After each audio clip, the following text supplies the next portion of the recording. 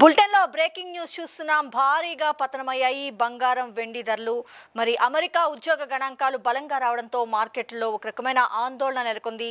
మరి ఫెడ్ వడ్డీ రేట్ల పెంపు భయంతో మరి బంగారం వెండి అమ్మకాలపై ఒత్తిడి ఏర్పడింది. ముఖ్యంగా అమెరికాలో విడుదలైన ఈ ఎన్ఎఫ్పి ఉద్యోగ గణాంకాలు మరి ఆశ్చర్య కలిగిస్తున్నాయి. డాలర్ బలపడటంతో బంగారం వెండి ధరలపై ప్రతికూల ప్రభావం పడుతుంది.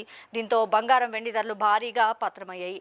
అలాగే ఈ ఎన్ఎఫ్పి ఏదైతే అమెరికాలో ఉన్న ఉద్యోగ గణాంకాలు ఉన్నాయో వీటి లెక్కల ప్రకారం అంతర్జాతీయ మార్కెట్లో బంగారం వెండి ధరలపై విపరీతంగా ఒత్తిడి కూడా నెలకొంది. మరి ఈ ఏడాది చివరికల్లా ఈ అమెరికా ఫెడరల్ రిజర్వ్ వడ్డీ రేటు పెంచుతుందని కూడా అంచనా వేస్తున్నారు.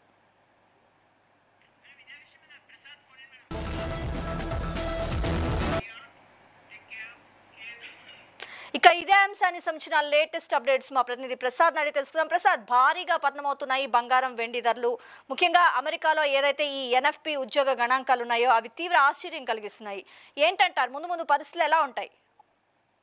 సో లక్ష్మి, ఇక్కడ మనం చూసుకోవచ్చు ఇవాళ సాయంత్రం అంటే ఇప్పుడు ప్రారంభ దశలోనే ఎంసీఎక్స్ లో నిన్నటి క్లోజింగ్ లో చూసుకున్నట్టయితే 1,57,541గా ఉన్న బంగారము ఇవాళ ఓపెనింగ్ లోనే ఆల్మోస్ట్ ఒక 700 పాయింట్ల దాకా నష్టం చూసాము. కాకపోతే ఇవాళ మొత్తం ట్రేడ్ వచ్చేసి ఆల్మోస్ట్ అదే దశలో కొనసాగింది. కాకపోతే సడన్ గా 5:44 ఒక్కసారిగా బంగారం అండ్ వెండి ధరల్లో మాత్రం మనం చూడొచ్చు లక్ష్మి. ఎందుకంటే ఈ ఎన్ఎఫ్సి డేటా ఏదైతే వచ్చిందో ఉద్యోగాలు బాగా పెరుగుతున్నాయి అమెరికాలో అనే గణాంకాలు వచ్చినాయి. ఎందుకంటే మే నెలలో ఆల్మోస్ట్ 1,72,000 ఉద్యోగాలు అమెరికాలో పెరగడం జరిగింది. సో ఇది ముఖ్య కారణంగా మనం భావించవచ్చు లక్ష్మి. సో ఇంకొకటి ఏంటంటే దీంతో ఆల్మోస్ట్ ఇప్పుడు ఈ సెషన్ లో కనిష్ట స్థాయిల వద్ద గోల్డ్ అండ్ సిల్వర్ ట్రేడ్ అవుతున్నట్టుగా మనకు తెలుస్తుంది. ఇప్పుడు కనుక మనం చూసినట్టయితే స్పాట్ సిల్వర్ మోర్ దాన్ 6% పడింది. ఔన్స్ కి ఆల్మోస్ట్ $69.19 ట్రేడ్ అవుతుంది లక్ష్మి. అదేవిధంగా స్పాట్ గోల్డ్ వచ్చేసి 2.5% దాకా పడి ఔన్స్ కి $4,360.80 వద్ద ఇప్పుడు ట్రేడ్ అవుతుంది. అయితే ఇందాక గత 5 నిమిషాల్లో మనం లైవ్ ఇంకా ట్రేడింగ్ సెషన్, ఎందుకంటే ఎంసీఎక్స్ మార్కెట్ వచ్చేసి రాత్రి 11 దాకా ఉంటుంది కాబట్టి 10:30 వరకు లాస్ట్ ట్రేడింగ్ ఉంటుంది కాబట్టి సో ఇప్పుడు ఇంకా వొలటిలిటీ అయితే ఇంకా ఎక్కువ కనిపిస్తుంది. అంటే ఒక దశలో ఆల్మోస్ట్ ఒక యూటర్న్ అయితే మనం చూసాము. కాకపోతే ప్రసాద్, మరి సామాన్య ప్రజలకు ఇది ఏ విధంగా మేలు చేకూరుస్తుంది అంటారు?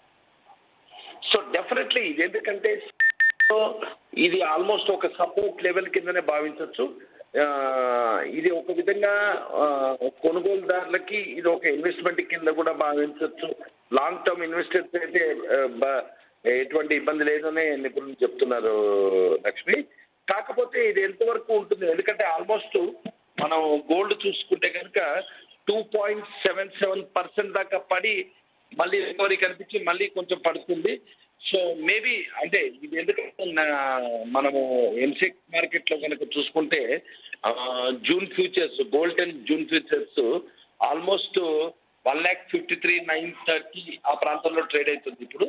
సో ఇది కనుక మాక్సిమం 80% లో ఇప్పుడు మనకున్న చార్టింగ్ ప్రకారం చూసుకున్నట్టయితే 1,51,000 అనేది మంచి సపోర్ట్ కింద చెప్పుకోవచ్చు లక్ష్మి.